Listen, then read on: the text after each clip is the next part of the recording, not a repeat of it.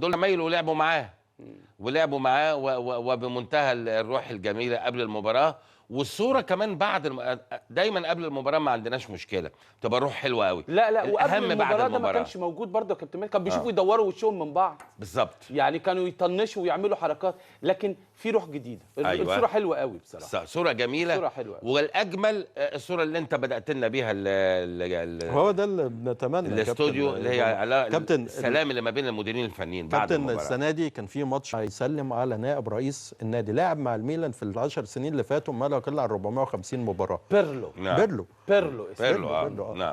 طلع يسلم على جاليرياني نائب رئيس النادي، وما نزلش يسخن قبل ما يستنى يسلم على لعيبه الميلان واحد واحد. منتهى ايه الروح الرقي. العظيمه دي منتهى الرقي. بيرلو بالرموز بص اللي نط على كتفه ده. وعلى فكره ومشي. شايف مين ده؟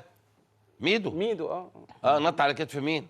على عبد الحليم. بس كده. واللي ماشيه مين؟ إليجري بسبب خلافات ماليه. لا معلش، خلافات على قيمه العقد. هو رقي. بيرلو قال لك انا عقدي لازم يزيد 10%، والتاني قال له انا ما اقدرش ازودها بموجب انه انديه محترفين ما عندوش عايز بالقيمه دي يشتري حد تاني، لكن مش عايز يزود لبيرلو. لكن الاحترام بقى لا هو اساسا لا ما فيش خلاف. 10 سنين 10 سنين وراح راح اليوفنتوس، وراح احد اعداء الاي سي ميلان. يعني الموضوع كبير. تفتكر عادات الهزار كتير دي قبل المباراه دي فكت لعيبه الزمالك قبل الماتش؟ يعني انت بتشوفها بتباع. عايز رايي انا بقى اللي فك